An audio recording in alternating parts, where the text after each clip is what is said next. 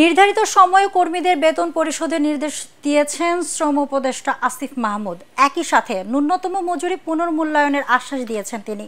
সচিবালয়ে পোশাক মালিকদের সাথে মতবিনিময় শেষে এসব কথা বলেন শ্রম উপদেষ্টা। এদিকে চলমান অস্থিরতায় আজও শতাধিক পোশাক কারখানা বন্ধ ছিল। বেতন বৃদ্ধি সহ নানা দাবিতে নবীনগর চন্দ্র মহাসড়ক অবরোধ করে রাখে শ্রমিকরা। বিদেশি ষড়যন্ত্রে পোশাক শিল্পের সংকট জানিয়ে ব্যবসায়ীরা বলছেন, শনিবারের মধ্যে পুরো দমে উৎপাদন শুরু হবে গার্মেন্টস শিল্পে। শারফুল আলমের রিপোর্ট।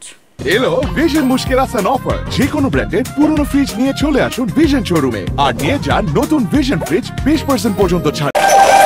2 সপ্তাহ ধরে পোশাক কারখানায় কর্মী ছাঁটাই বন্ধ, মজুরি বাড়ানো সহ বেশ কয়েকটি দাবিতে আন্দোলন করছেন শ্রমিকরা। বুধবার ঢাকা টাঙ্গাইল মহাসড়ক অবরোধ করে রাখেন তারা। সাভারের আশুলিয়ায় 22টি তৈরি পোশাক কারখানা বন্ধ করে দেয়া হয়।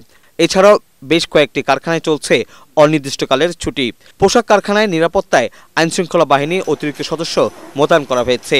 এই পরিস্থিতির মধ্যেই ব্যবসায়ীরা শ্রম উপদেষ্টার সাথে বৈঠক করেন। আজকে কিছু বন্ধ আছে ইচ্ছাকৃত, কিছু বন্ধ আছে যে ঠিক আছে, ওরা যেহেতু গত কয়েকদিনের আনরেস্টে অনেকগুলি ফ্যাক্টরি ক্ষতিগ্রস্ত হয়েছিল, আমার বিশ্বাস কালকে থেকে শনিবার থেকে সব ফ্যাক্টরিগুলি নিরবিচ্ছিন্নভাবে চলতে পারবে। দ্রুত ঋণ দেওয়ার মাধ্যমে যেন শ্রমিকদের বেতনটা দেওয়া হয়, সেটা আজ রাত অথবা কালকের মধ্যেই শ্রমিকদের কাছে পৌঁছে যাবে বলে আমরা আশা রাখছি।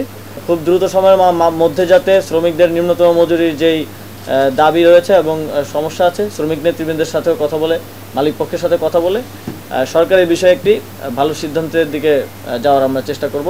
এদিকে পোশাক শিল্পের চলমান পরিস্থিতি নিয়ে টেক্সটাইলস মিলসের উদ্যোক্তারা সংবাদ সম্মেলনে অভিযোগ করেন, শ্রমিকরা নয় বিদেশি চক্রান্তে অরাজকতা চলছে শিল্পাঞ্চলে। এগুলোর কিছু চক্রান্ত আছে, বেশি না 10-12 জন। আমি বলি তারা এসে প্রথমে এক মিলে করে, তারপরে যায় গিয়া শ্রমিকদের সঙ্গে মিশে গিয়ে তখন তারা ভাঙচুর করে এবং যে মিলে দেখবেন যে ভিতরে মেশিন ভাঙে, আগুন দেয়, এগুলো হচ্ছে বিদেশি চক্রান্ত। সংবাদ সম্মেলনে জানানো হয়, সাবেক সরকারের ভুল জ্বালানি নীতি ও ভুল তথ্যের কারণেই কারখানায় গ্যাস বিদ্যুৎ পাওয়া যাচ্ছে না, তাই উৎপাদন সংকট চলছে এ খাতে। শারফুল আলম, এটিএন বাংলা, ঢাকা।